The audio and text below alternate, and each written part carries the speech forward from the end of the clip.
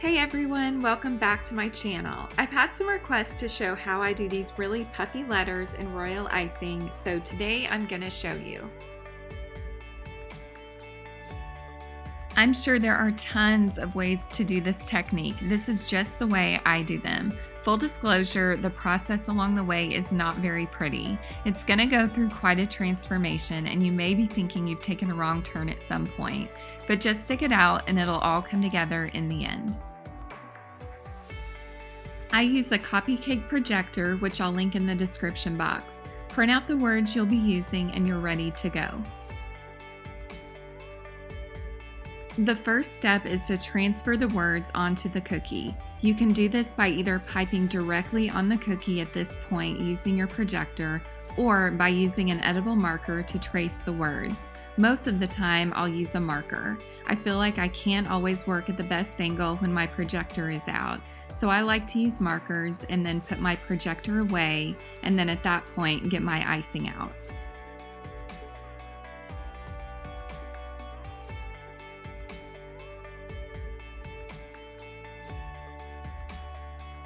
When using markers, always be sure you're tracing just inside the line because you want to make sure when you go back over it with icing that you'll be able to fully cover up that line. Also, you'll notice I'm not using my marker on the skinny parts. I found it can be really hard to cover up a marker line when you're doing one single line of icing, so I stopped using my marker in those spots.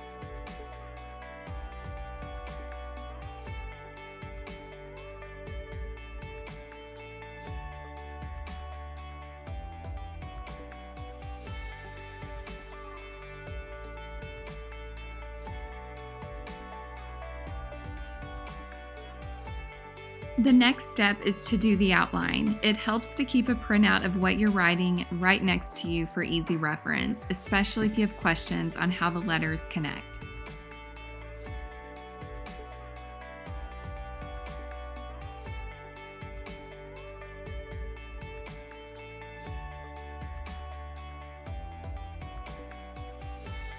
You'll want your icing to be piping consistency and use a tip 1 or a 1.5 for this. Take your time and make sure you're going just on the outside of the marker. Make sure your icing connects together well with no points sticking up. The idea is that this will be your guideline when we go in later to fill the letters in. You'll notice I'm constantly using my scribe tool to make sure the outline is laying down well and fitting together nicely.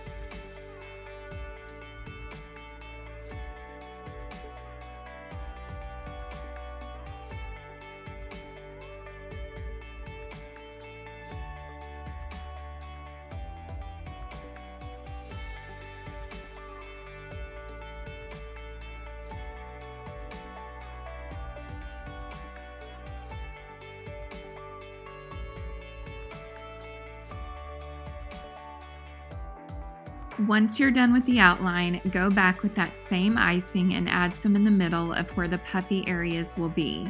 You want it to be enough where there won't be any cratering later on, but not so much where you're going to have trouble getting your icing to cover it.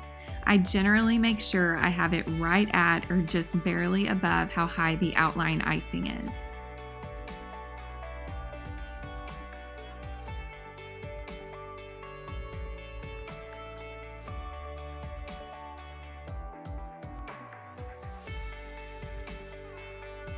And now comes the fun part. Take that same color icing but thin it down just a tiny bit from piping consistency.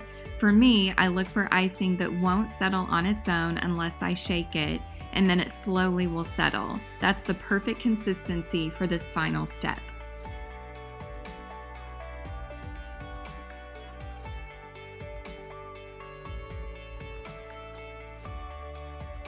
Fill in each open section, making sure to pull the icing to cover as much of your outline as possible, even on the skinny parts. I'll try to pull icing to cover that up as much as I can. It just gives the illusion of it all being one fluid word.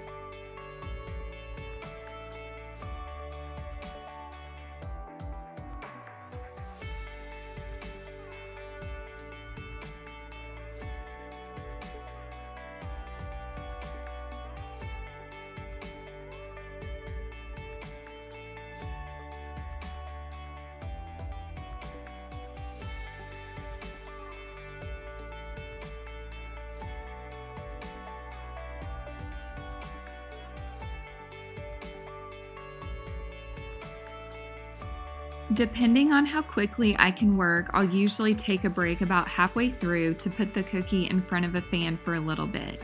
This will also help reduce any cratering that could happen. For this cookie, I put it in front of a fan for about 30 minutes after I finish the first word.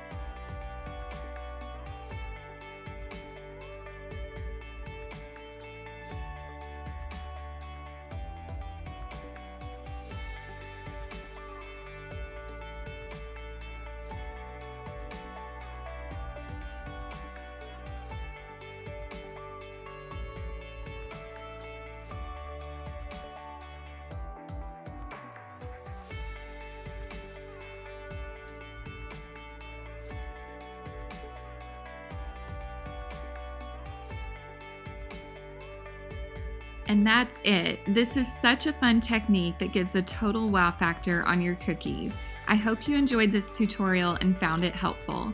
If you did, please give this video a like and share it with your friends.